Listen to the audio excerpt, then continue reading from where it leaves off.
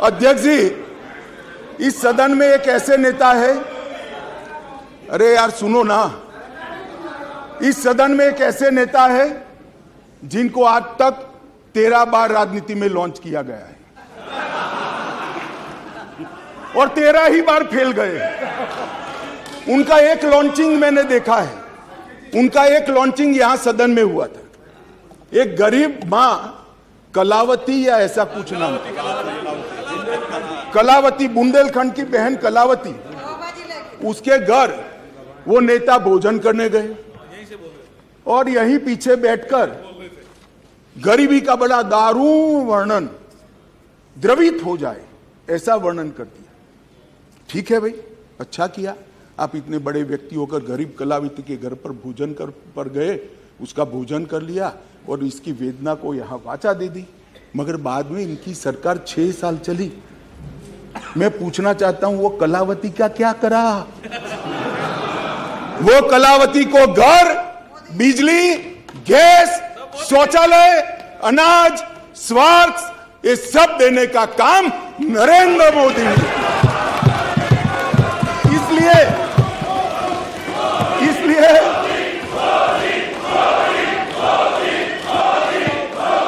इसलिए जिस कलावती के घर पर आप भोजन पर गए हो, इसी को भी मोदी जी पर अविश्वास नहीं है, वो आज मोदी जी के साथ है।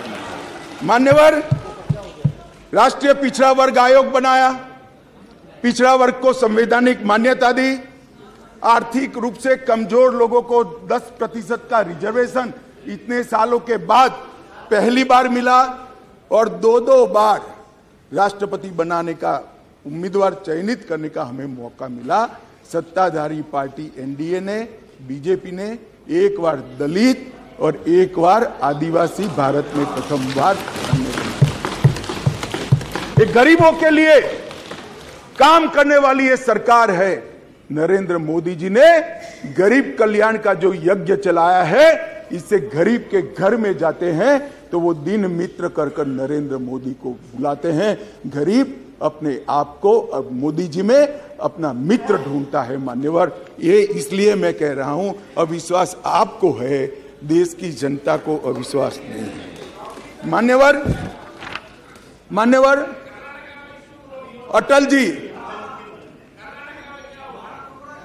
अटल जी इस देश को 11वीं अर्थव्यवस्था छोड़कर गए। अब अटल जी तो जन नेता थे, ज्यादातर सांसदों की तरह कार्यकर्ता के नाते काम करते करते, आइडियोलॉजी का प्रचार करते करते देश के प्रधानमंत्री बने। 6 साल तक चलाया, 6 साल में 15वें नंबर से 11वें नंबर पर लाए, फिर एक अर्थशास्त्री प्रधानमंत्री बने, यूपीए की सरकार आई। मैं उनका धन्यवाद करना चाहता हूं कि 11वें नंबर से 12वें नंबर पर नहीं ले गए, उन्होंने 11वां नंबर संभाल कर रखा। और फिर नरेंद्र मोदी जी आए। ढेर सारे पंडित कहते थे मोदी जी देश का अर्थतंत्र कैसे संभालेंगे, मनमोहन सिंह चौपट कर गए हैं, सारे ग्राफ उल्टे हैं, सारे पैरामीटर्स आउट ऑफ कंट्रोल हैं।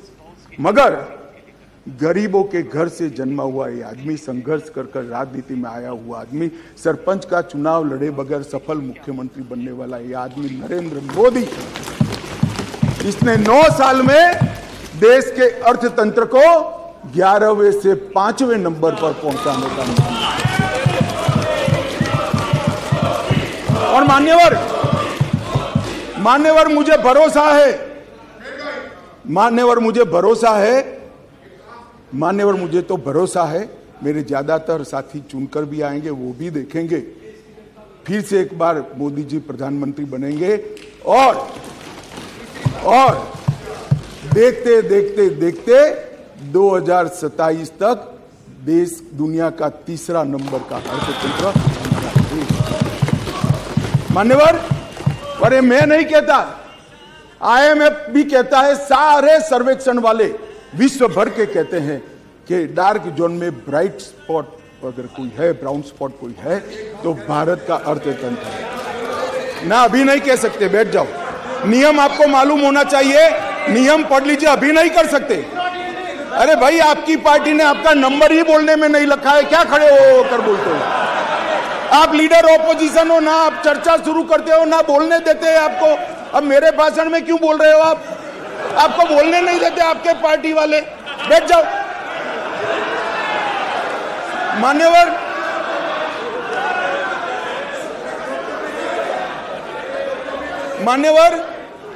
आने वाले दिनों में, मान्यवर आने वाले सालों में और आने वाले दशकों में दुनिया के अर्थतंत्र का, दुनिया भर के अर्थतंत्र के जो महत्वपूर्ण क्षेत्र है वो सब में दूरदर्शितापूर्ण फैसले लेकर मोदी जी ने सटीक नीतियां बनाकर भारत को इसके अंदर एक फाउंडेशन डालने का काम समाप्त कर दिया।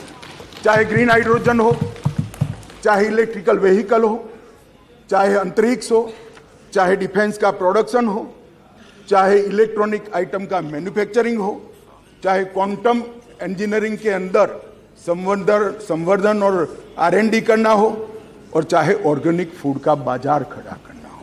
ये 7 के 7 क्षेत्र जो इमर्जिंग क्षेत्र दुनिया के अर्थतंत्र में माने जाते हैं, वो 7 क्षेत्र में मान्यवर मोदी जी ने ऐसा फाउंडेशन डाला है कि आने वाले 5 ही साल में भारत दुनिया के अर्थतंत्र में एक प्रमुख शक्ति बनकर उभरेगा, इसका मुझे विश्वास है। मान्यवर, इंफ्रास्ट्रक्चर की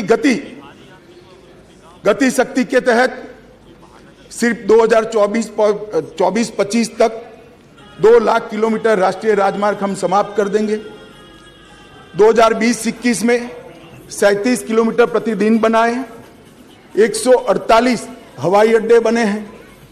मोदी जी के आने के पहले 74 थे, अब 148 हो गए। Vande Bharat semi high speed train शुरू हो चुकी है। 99,000 करोड़ की सागरमाला परियोजना जो इंफ्रास्ट्रक्चर का बहुत बड़ा दूरगामी कदम है, वो पूरा हो चुका है। कार्गो हैंडलिंग की क्षमता देश की 79% बढ़ी है, अगले साल तक 2 गुना हो जाएगी। और 27 ट्रेनों में मेट्रो उपलब्ध कराई है, और भारत नेट 6.20 लाख किलोमीटर फैला दिया है। लाखों गांवों तक भारत नेट को पहुंचाने का काम। मान्यवर, इंटरनेट कनेक्शन में दुनिया में सबसे ज्यादा वृद्धि भारत ने दर्ज करी है, 231% की वृद्धि। और पूर्वोत्तर के लिए भी ढेर सारे एयरपोर्ट बनाने का काम नरेंद्र मोदी सरकार ने किया है। मान्यवर, स्वास्थ्य के बजट में भी 139% की वृद्धि नरेंद्र मोदी सरकार ने करी है। पिछले 8 वर्षों में 4,85,000 करोड़ रुपया खर्च किया गया। MBBS की सीटों में 93% वृद्धि और PJ की सीटों में 100% वृद्धि कर डॉक्टर की संख्या को दुगना करने का काम नरेंद्र मोदी सरकार ने किया है। मान्यवर, इतना ही नहीं, ढेर सारे विषय मेरे साथियों ने बहुत बताया। मुझे अभी मणिपुर पर भी बात करनी है। मान्यवर, नरेंद्र मोदी जी ने समग्र विश्व के अंदर नरेंद्र मोदी जी ने भारत का सम्मान बढ़ाने का काम किया है। मान्यवर, क्लाइमेट चेंज हो या टेररिज्म, ग्लोबल नैरेटिव सेट करने का काम आज अगर कोई एक देश कर रहा है तो हमारा महान भारत कर रहा है। मान्यवर, G20 का नेतृत्व जब हमें मिला, बहुत सारे देशों को मिला, एक ही शहर में कार्यक्रम करे। आज G20 के कार्यक्रम 55 स्थानों पर कर पूरे विश्व को भारत की संस्कृति से परिचित कराने का काम नरेंद्र मोदी जी ने किया है। और साहब, इन लोगों को पसंद नहीं आता, इसलिए अविश्वास। विश्व भर में एक ही ऐसा नेता है जिसको 14 राष्ट्रों का सर्वोच्च सम्मान मिला है। मैं फिर से, वैसे तो व्यक्तिगत सम्मान मिला है, मगर महान सदन में कहना चाहता हूं, मोदी जी और भारतीय जनता पार्टी की भावना है। ये 14 राष्ट्रों ने जो सर्वोच्च सम्मान दिया है, ये देश की 130 करोड़ की जनता का सम्मान, भारत का सम्मान जो नरेंद्र मोदी जी को मिला है। इसलिए आपको भले अविश्वास हो, देश की जनता को अविश्वास नहीं। मान्यवर, इस चुनाव में पता चल जाएगा दादा, इस चुनाव के काउंटिंग में पता हो चल जाएगा, और फोन करना मुझे।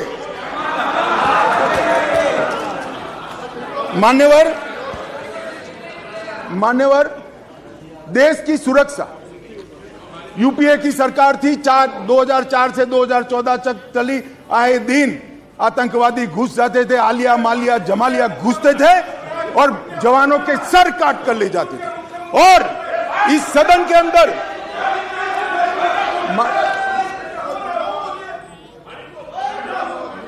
थक जाएगा, तुम मत बोलो, वो थक जाएगा, मैं नहीं थकूं। मान्यवर, सरहद के उस पार से आतंकवादी घुस जाते थे और जवानों के सर काट कर ले जाते थे। कोई जवाब नहीं देता था। 2 बार पाकिस्तान ने हिमाकत की, एक बार सर्जिकल स्ट्राइक और एयर स्ट्राइक, दूसरी बार एयर स्ट्राइक कर पाकिस्तान के घर में घुसकर आतंकवादियों का खात्मा करने का काम नरेंद्र मोदी। श्रीमान राजनाथ जी यहां बैठे। सीडीएस का मसला, ये भी आपका शोध था, इंप्लीमेंट हमने किया। सीडीएस का मसला कब का लटक रहा था, भटका रहा था। मोदी जी ने सीडीएस का फैसला किया, राजनाथ जी ने सभी को विश्वास में लेकर उसको पार उतारा। 2016 में सर्जिकल स्ट्राइक और एयर स्ट्राइक किया, और खरीदी के अंदर, डिफेंस के अंदर